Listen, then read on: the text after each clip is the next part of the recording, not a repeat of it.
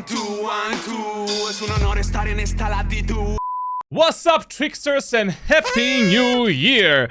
We have yet another patch in Valorant, and your favorite Radiant coach is here to deliver. Basically, episode 10, act 1 is starting in a few days from now. We have a lot of great stuff to talk about. New cosmetics, new skins, as per usual. I see you, Valorant, microtransactions. We got a new agent. Tejo le mejo. Tejo hijo de la puta. Puta di madre! Basically, we got Pablo Escobar before we got a replay system in Valorant. Now we need to see whether or not new agent is broken and also where we're gonna put it in our ultimate agents tier list and whether or not it is actually worth it for you to main and play the new agent Tejo. Tehomimus Reximus. Also, I know that I've been a bit absent lately, but we are just preparing everything for the grand return. Daily streams are coming soon to twitch.tv/charlatan and also regular upload on YouTube. 2025 is the year to grind Valorant, and the developer said that this is gonna be the best year for this game, so I don't know if we can trust them, but hopes are high. Now, why would you listen to my opinion? Because I'm an all-time Radiant coach, I coached 4,500 players since closed beta, and I've reached Radiant in every single episode. Yes, I've got every gun buddy that is basically the same. But I think that this year, we're probably gonna get some new gun buddies as well, because, you know, it's episode 10. Number 10, they cannot really put it instead of the gun buddy, but maybe they're just gonna use the Roman numbers instead. I don't know. Like, we're gonna see. We're gonna wait and see. Also, make sure to join our Discord server for professional Valorant coaching. Leave a like, subscribe, leave your comment and your opinion. What do you think about Tejo? And let's dive into this video. First of all, can we all agree that the new trailer for the episode 10 act 1 was a bit underwhelming? Same as the, you know, gameplay trailer for Tejo. I mean, this agent had some really good potential to have some epic trailer of high magnitudes, but we got this instead. But there are speculations that this is the new map that we're gonna get in Valorant during 2025, and it is in Paris, ladies and gents. So, I mean, okay, we got a bit of a teaser, I guess. Now let's get this out of the way, and the first thing that you're getting in 2025 is the Flex item. Basically, you get this iPhone Pro 16 Max gadget that you can carry in the game, and that gadget will be able to showcase a lot of the cool stuff, I guess. Basically, it can show the 3D versions of sprays and emotes. It's like an emote in Fortnite, but, you know, like, not really an emote. You know, it's like a fidget spinner that you hold with yourself. There's no, you know, like, no gameplay function of this item. Like, it's just a cosmetic and a new way for Valorant to make money, I guess. You will be able to unlock this Flex cosmetic through Battle Pass, but also you can purchase it in their store somewhere in the future. So this is the first thing that we're getting in episode 10, like more skins, more ways to waste our money, I guess. Like, I don't know. I mean, we still don't have a replay system, matchmaking is kind of like dying, and we get more cosmetics. Yay! But still, this is a cool and unique cosmetic, of course. Like, I mean, but you know, can we stop with the cosmetics, please? Can we focus actually on gameplay and fun stuff? Thank you, Valorant. Thank you, Riot Games. Okay. Now, the next thing that Valorant is bringing back are the VCT Team capsules so that you can support your favorite teams in Valorant. Basically, you get the classic pistol as per usual, you get the gun body, you get the spray from that team, and you get the avatar icon, essentially. And every icon is the same. You have this player that has the logo of that specific team.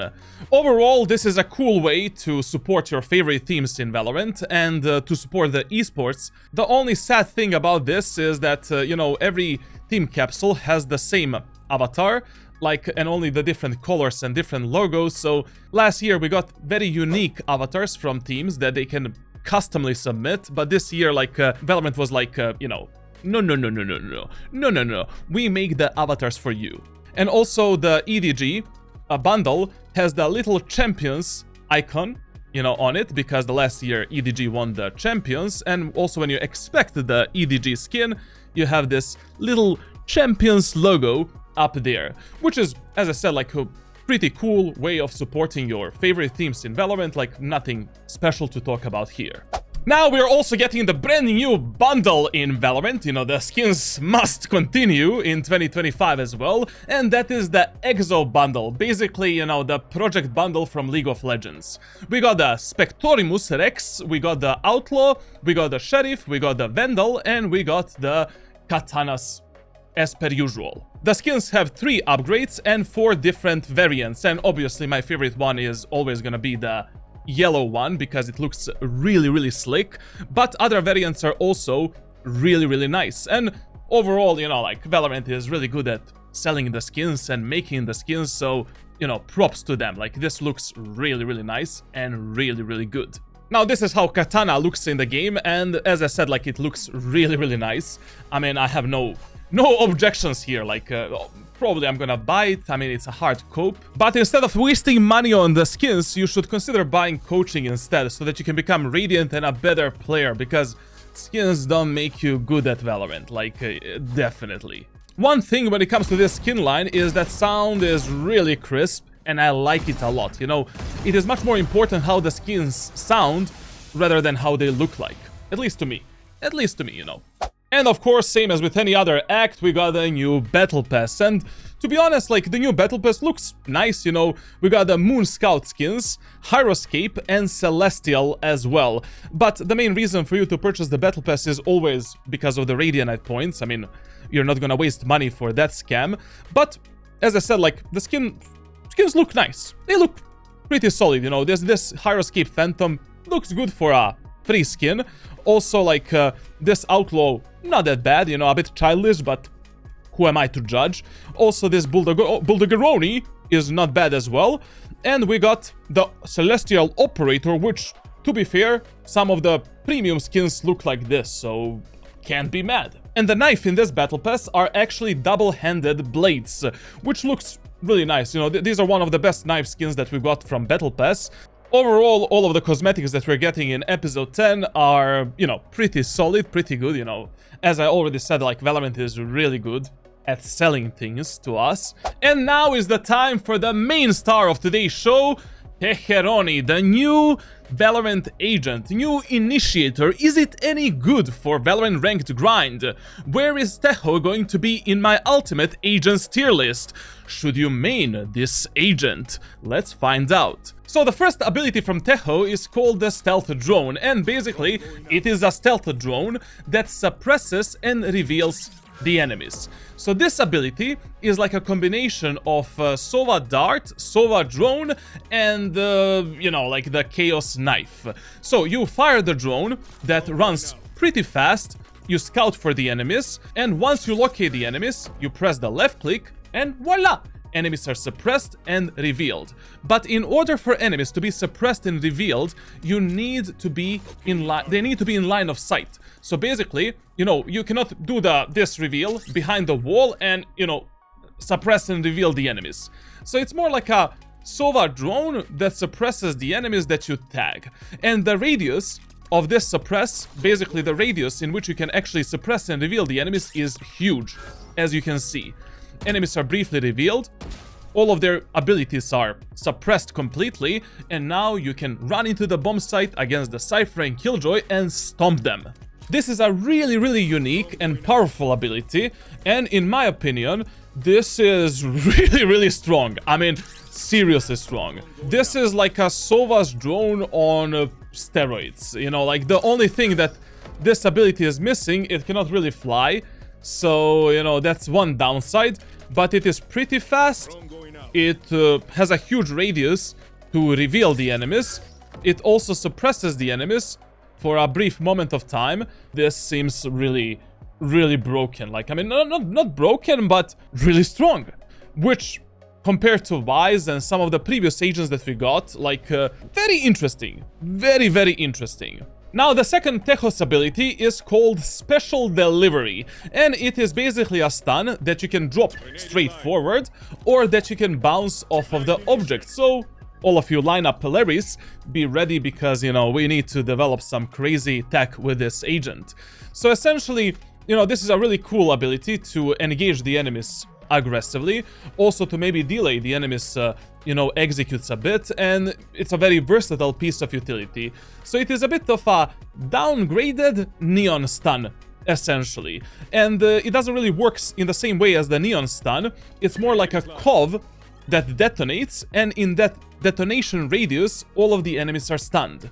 Now, enemies that are in the center of the stun are stunned for a longer period of time than enemies that are on the edge of this stun, as you can see right here. And this is a really cool piece of utility for both aggression and passive gameplay as well. Like, on both attack and defense, this is really, really strong and powerful in my opinion. The only downside of this ability is that the radius of the stun is not really that big, so, there is a huge margin of error where, enemies can simply walk out of the stun, or you can just completely miss it. Now, the signature ability of Tejo is called Guided Salvo, and those are basically two guided missiles that deal damage in a specific radius. So basically, you have like two Molotovs that you can drop almost anywhere on the map. Like, you open the minimap here, and no matter if you're in the line of sight or not, you can be fully behind the cover, you can bombard a specific area of the map and damage the enemies in that specific radius. This ability is simply crazy. Like, it is a really, really strong ability for both attack and defense. You can clear enormous amount of angles with this ability and engage enemies in various different ways. And another problem of this ability, it is going to be really, really strong in the post plant if you save it. Like, basically, in the post plant, you have the stun that you can bounce off of the wall and stun the enemies, but also, you can simply put two missiles in one spot and delete the enemies that are defusing the spike. Considering that this is his signature ability, this is one of the most powerful signature abilities that we actually have in the game, this is on a level of, I don't know, like Jet's Dash, like Ray's Nade, basically, that is more powerful. Like, what is going on, Valorant, huh? We are now buffing and all of the initiators in the game. But I like it a lot. I like it a lot. And when you thought that things cannot get any more crazy than this, we got Armageddon, baby, as the ultimate ability. So basically, you fire the Breach ultimate that actually deals damage and destroys all of the enemies in that specific line. This is straight up shit from General Command & Conquer. Like, his whole kit is amazing, actually. Like, first of all, it is fun. Second of all, it is really strong on both attack and defense. And third of all, this is maybe one of the most powerful initiators that we have in the game right now. I don't think that Tejo is gonna be the meta on every single map and, in every single team composition, but this agent definitely has its spot in both ranked and pro play as well, which is something that didn't happen in Valorant for a very long period of time. Now let's talk about the Tejo gameplay and, how you should be playing this agent on both attackers and defender side. Like, my first, impressions and initial opinion. So basically, on attacker side, you have a lot of utility to deny the space, to reveal the enemies, to take the space with your team. And this agent is a really strong agent, really strong initiator to support your teammates in every elo in Valorant, from low elo all the way to high elo lobbies.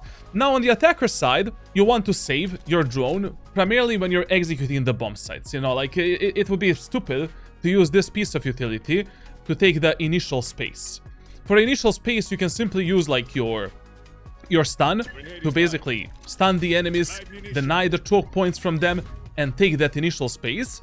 And when it comes to the drone, like, most of the times you should be using this drone to actually scout for the enemies, reveal them, suppress them, and deny any potential of enemy sentinels actually effing up your teammates as we are moving into the bomb site. You can also see on the minimap right here the radius of Tejo's like stealth drone once you activate it, and it's really, really big. Like, basically, if you activate a drone like in the middle of the B site here, it can tag the enemies that are inside of the lamps, that are in the elbow, that are here, that are here, that are backside. Like, as long as the enemies are in the line of sight of that detonation, they're going to be revealed and they're going to be suppressed. When it comes to the stun, you know, this stun you can use to simply push the enemies back. We can use this stun to engage the enemies on the attacker side aggressively to clear the space. You know, if an enemy is maybe playing in the elbow, or let's say enemies are rotating from A to B through the CT, we can deny their rotation with a stun, get out of the bomb site, and take the additional space. Or, as we are pushing the enemies, let's say on the A side of bind, we can simply use this piece of utility here to deny the enemy's peek from the lamps and take additional space with our team. When it comes to his signature ability, combined with everything else, mega powerful. Like, you know, imagine you're pushing A side of bind. First, we can use the stealth drone to scout for the enemies. They don't see the drone, so they don't know what to expect, you know, like, they don't know where we're gonna come from. We tag the enemies, reveal them, suppress them, push them back. You know, like, let's say enemies have a double controller setup, they have a Viper, we find the Viper, Viper cannot use her utility anymore to deny our push. And then with his signature ability, we can deny extra space from the enemy team. Basically, we can bombard, you know, these two angles where players usually like to play on the A side of bind.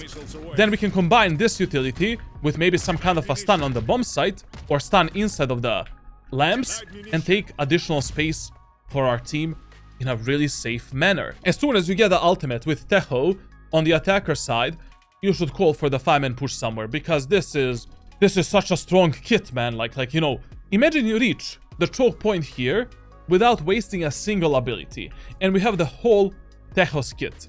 Like, we can use the ultimate on the bomb site like this. We don't even need to use the drone. You don't need to use the drone. We can use the ultimate here to deny this space, then combine the ultimate with this barrage. Bam bam.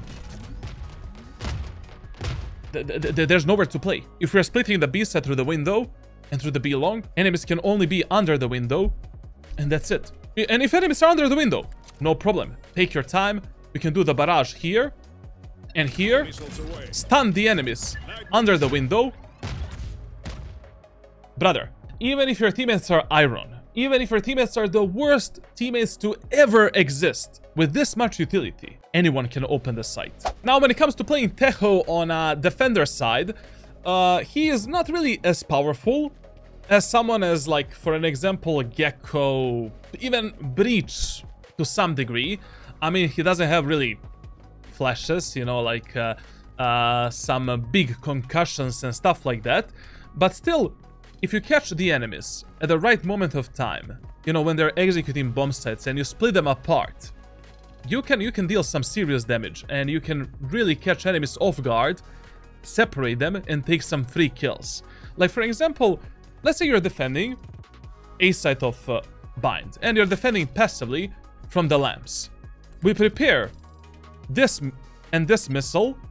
You know, enemies have a jet that always likes to dash us in right here.